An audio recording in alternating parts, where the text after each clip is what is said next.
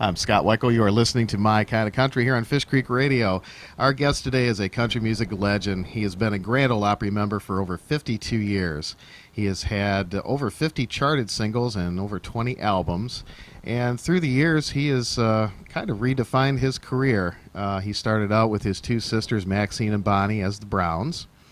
And he later had a fabulous solo career and had some monster hits, including Papa Top. And after that, he had a wonderful career with Miss Helen Cornelius, who was also a recent guest on our show, and they had some of the very best duets in country music history.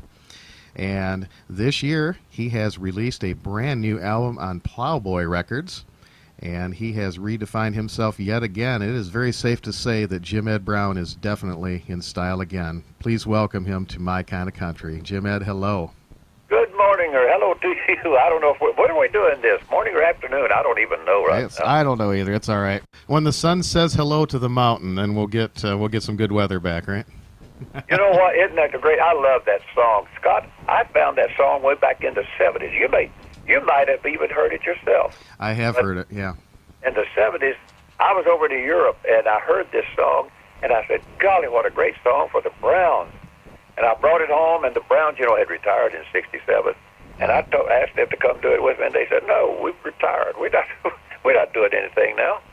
And they wouldn't do it. Well, I kept it all those years. Finally, when Plowboy Records came along, I called them up and I said, "Hey, would y'all like to get in the studio one more time?" They said, "Yeah, we would." Well, Maxine couldn't travel that day, but Bonnie came up and did both parts. She did her part and Maxine's part, and it did great. I tell you, I just think it's a throwback to the Browns some years ago, isn't it? Oh, most definitely. It's got that sound, that unmistakable sound. That's for sure. It sure is. It's a good song. It was wonderful to see you and Bonnie on the Opry the other night too. That was great, wasn't it? Oh, absolutely. It surprised me whenever she agreed to come up here and get on the Opry with me. Oh, it's wonderful. There's nothing like sibling harmony. You have that special blend. I don't think you can find anywhere else. I don't think you can find it either. I think it has to be the sibling in order to have a sound. There's some great singers here in Nashville, Tennessee, that you could get to sing harmony with you, but you don't get the sound. It's completely different.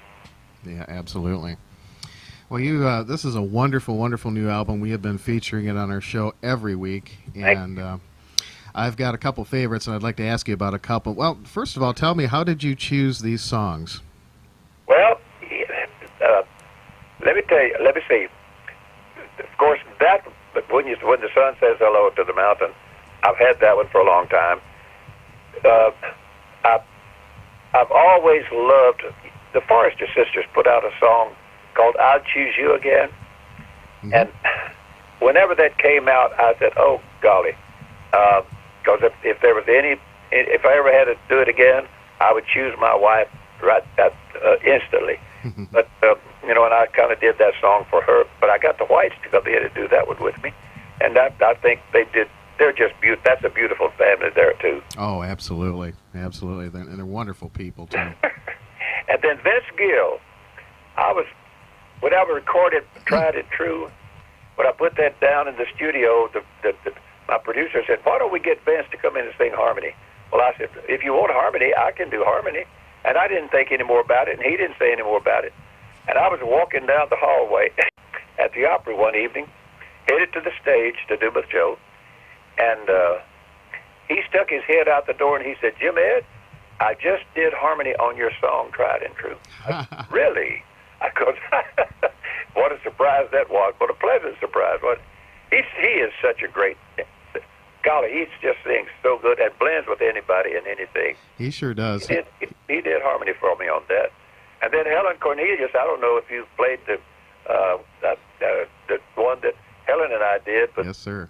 I think that's awfully good too. Don't let me cross over. It certainly is. Those are my two favorites on the album. I'm a shuffle fan, and of course, Tried and True is right in the pocket, and I love that song. Helen Cornelius was on our show back in December, and really, she's still. You know what? We're still doing some songs. We still do some shows together. In fact, we just did the Florida State Fair together.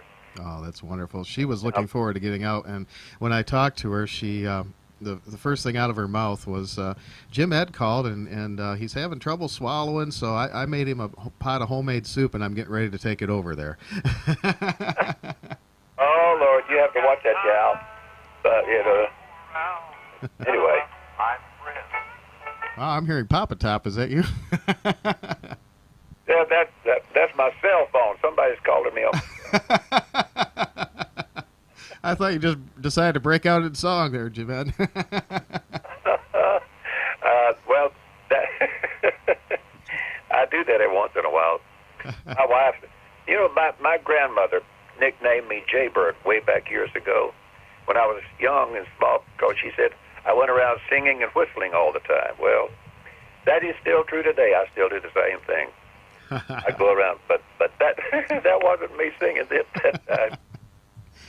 You gotta love technology, Oh yeah. When you went in to record this album, how has recording changed? It's been some years since you've recorded an album. Did you do it the same way? Did you go in and do the tracks with live musicians there? Or how did you do your recording?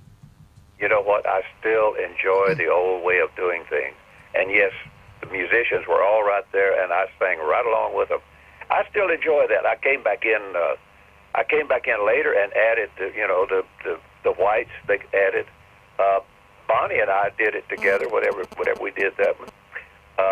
Helen and I were together too, and we were all there whenever the band was. And it, you ask how it's changed. When I started, Cliff, in 1954, we only had one track. It was just that little quarter-inch one-track tape thing. And from that to where you walk in the studio and you've got 600 tracks if you want to use them all. Mm-hmm. And it's amazing what that technology has done.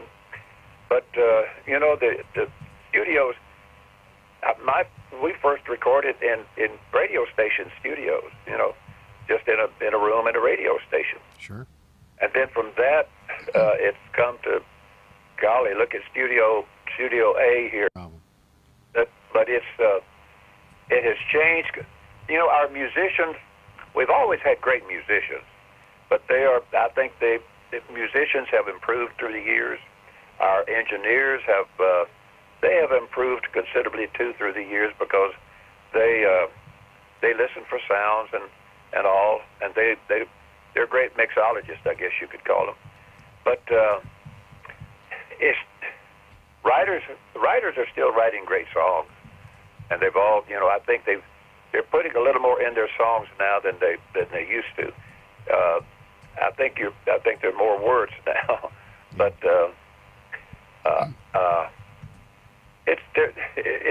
it's quite different, in one way, but yet in another way it's still the same. Mm-hmm.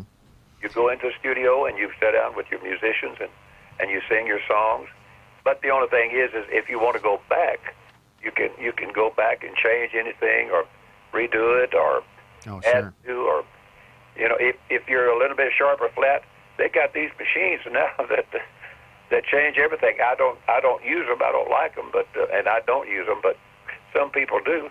But that's okay, Yep, absolutely. Well, I think it's a more organic way of recording when there's an energy that is there that you don't get when you record things separately. I just think it's a better way to record. Well, I do too. Nowadays, if you look at some of these boys that are recording, what they do is they go in and they'll put down 2 tracks, or they'll put down a piano and a bass or something like that, and then they'll add a guitar. They just layer everything. They'll add whatever they want. If it's a fiddle, they'll add that later. If it's a drums, they'll add. Well, they got the drums and usually with click tracks. So yeah. They just it's kind of hard to explain to somebody, the ordinary layman that hasn't been in there, but it's what I call layering. They just layer one on top of the other. Yeah. But I don't like to do that. I like to just record with the band. Well, you get a better sound, and the sound in this album is phenomenal, folks. I want you to go to jimedbrown.com, and Plowboy Records is the record label, and you can get this album at either one of those websites. Amazon.com has it. iTunes has it. iTunes has it. It's wonderful. And in style, again, the title track, I recognize the songwriter, Mr. Lance Miller. Oh, you know him. We play, for a long time, when I started my show, my theme song, the very first song we played was called George Jones and Jesus, which is Lance Miller. Oh, my goodness. No, I bet my secretary found that song for me. She was out listening to one of the, one of the guitar pulls, I guess you could call it. And he was one of the guitar players, and he said, "My wife don't like this song, but I'm gonna sing it anyway." And she brought the song to me, and I loved it, and I still do. Oh yeah, it's a wonderful song. And I was surprised when I saw that he was one of the writers on that, and I think that's great. And then, my goodness, there's some great writers of some of these songs. Paul Overstreet, Don Schlitz, Yes, You Again, and of course Miss Cindy Walker. Isn't it great that we've got some of the great writers that are still around, and some new ones that's coming on, and Yep. great singers too. Wonderful singers. And lucky enough, Bill Anderson. Yeah, Bill. I told him one day. I said, Bill, I need a hit song, and he said, well, let me see if I can find you something. So he called me one day and he said, Jim, I've got 3 or 4 songs here that I think are pretty good. I don't know if they're hits or not. Why don't you come take a listen? So I went up and listened to them, and I found this one, and I said, well, I like this one. And he said, okay. So I recorded. It's called Lucky Enough. Yep. If you're lucky enough to have somebody you love, then you're lucky enough. Amen to that. Tell me a little about Country's Family Reunion. You know, I've seen you on that show so many times. One of the I was talking to my friend from England about this. One of the defining moments of that show was listening to you tell stories and doing a medley of Jim Reeves. Oh golly, well, Jim was a great friend of ours. Jim played rhythm guitar on the first session we ever did. Whenever we recorded Looking Back to Sea in Shreveport, Louisiana, at KWKH Studios there. And after we did the song, he didn't say it to us, but he said it to the fellow that to Faber Robinson, who owned the record label. He said, "If that song's a hit, I better hang my hat up." he thought it was the silliest song he ever heard. Well, it might have been, but anyway, we got a hold of that. But he I don't know if he felt sorry for us because we were just a couple of little hicks from the sticks of South Arkansas or what. Anyway, he took us, and we went with him on a lot of tours all the way across the United States, but also to Europe and everywhere else. But he was a great friend. Tried to get us to come to the Opry when he came, because we were all on the Louisiana Hayride together. Mm-hmm. But we decided instead of that, we'd go to the Ozark Jubilee, and but that's where we went for a while. Well, you were label mates, too. You were both on RCA. Pardon? You were both on RCA Records, correct? We were both. Well, he's the one that got us on RCA. Oh, okay. From Faber, we retired after that because we weren't raised to, like he was doing us, to be, that kind of people. And so anyway, long story short, we got out of that contract and retired. Because the girls were having their, they were married and getting their families going, and I was in the logging and lumbering business, but Jim Reeves came down, he and his wife, Mary, and went hunting with us for a week, went deer hunting, and he said, if I can get RCA to sign y'all, will you come back and start recording again? And we said, well, if you could get RCA to sign us, yeah, because we felt RCA was a great label, and it is, and was, still is. So he's the one that got us back on.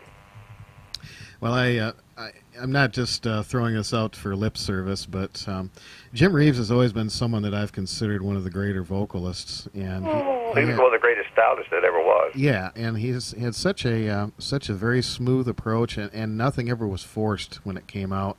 And very honestly, I hear the same thing in you. Oh golly, thank you very much. That's quite a compliment, and I appreciate that. But he was a great friend. Yeah. That's wonderful. Well, I got just a couple more questions to ask you. I would be remiss if I didn't ask about. Tell me the story about Papa Top. That's I was up in Chet Atkins' office one day and talking to him, and while we were talking, he was opening packages, people that had sent songs in for him to listen to and all. And I guess he had listened to more than he wanted to listen to, but he opened this package from Nat Stuckey, who was that young writer and singer from down in East Texas. And he said, Jim Ed, I don't feel like it. I don't have time to listen to this. Take it home and see if you can find anything. Well, Nat had written a couple of pretty good songs at the time. Mm-hmm. So I did. I brought it home and I listened to it. And I found this one song in it, and I took it back to Chet, and I said, Chet, I think this song is the hit, but I don't think it's the hit the way he's got it recorded.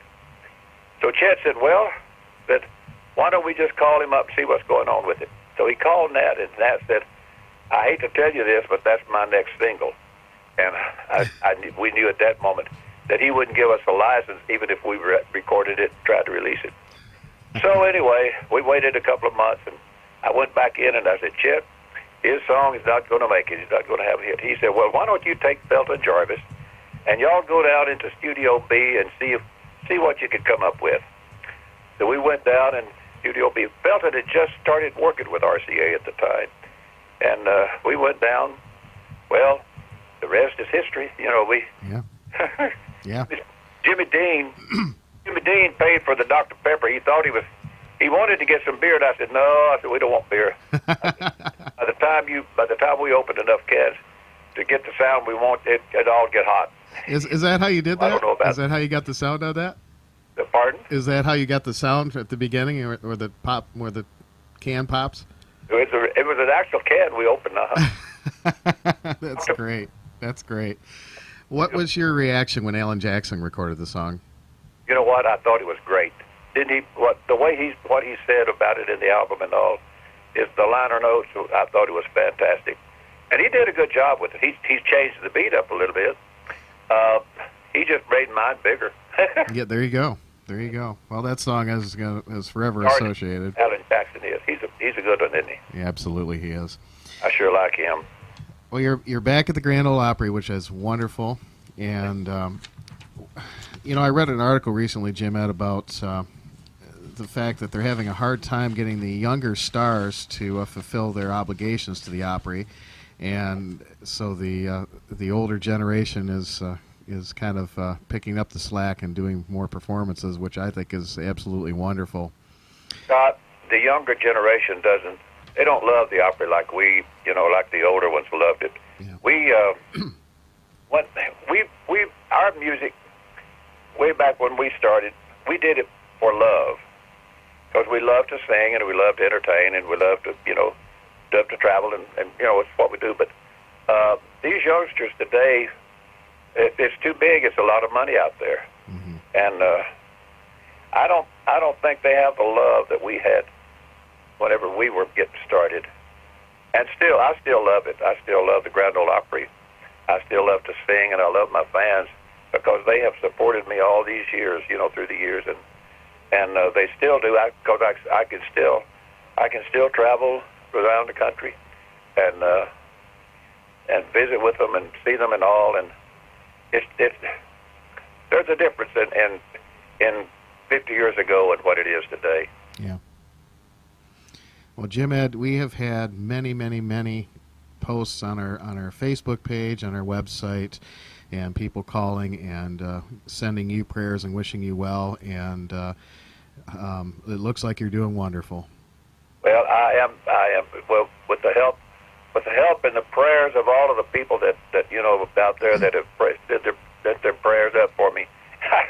I said in an interview the other day, Scott, I said, there were so many prayers and things going on and going up for me that I think the good Lord looked at it and said, who is this brown fella down there that's getting so much of my attention these days? I'll tell you what, if it hadn't been for him, I don't know that I would be in the position that I am now. But with all the prayers and with all the cards and the letters from the people and the fans and all that sent me, golly, it's just been wonderful, and I appreciate that so much. Well, we appreciate all the music and all the wonderful memories. So many great songs, and so many great songs on this new album, In Style Again. Folks, if you don't have this album, it's a must-have. I will guarantee you it's going to be on it. We have a top 10 list that we do each year, and it'll be on the top of it. I can guarantee it. It's wonderful Thank music. you so much.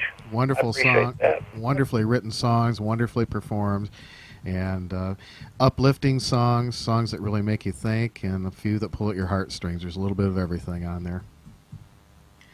Jim Ed Brown, thank you so much for taking the time to be with us here on My Kind of Country. It's been an honor to talk with you, and God bless you. We wish you all the best, and thank you so much for the memories. Well, you've got my telephone number. Give me a call anytime, Scott. We'd love to talk to you. But if you get to Asheville, Tennessee, come see us at the Grand Ole Opry. We'd love to have you there. Most assuredly. That's a do not miss, and you will be very happy to see Jim Ed Brown on that show. And go see him in concert, and check out his website. And you've got some tour dates that are going to be coming up. And I want to come to Traverse City whenever the cherries are ripe. Yeah, come about the first part of July, and you're in good shape. I'll go get you a pack of them. Very good. Okay. All right, we are going to Jim Ed. Name me one of your favorite songs off your new album. You know what? Let me see. Why don't we do Tried and True? All right. I like that because Vince Gill, my daughter, that's her favorite out of the album too. Yep, I got to tell you that one's my favorite, and they're all good songs, but I love the shuffle there. This is Jim Ed Brown off of his brand new album In Style Again, with Mr. Vince Gill singing the background harmonies, Tried and True, right here on My Kind of Country. Thank you again, Jim Ed Brown. Thank you, Scott.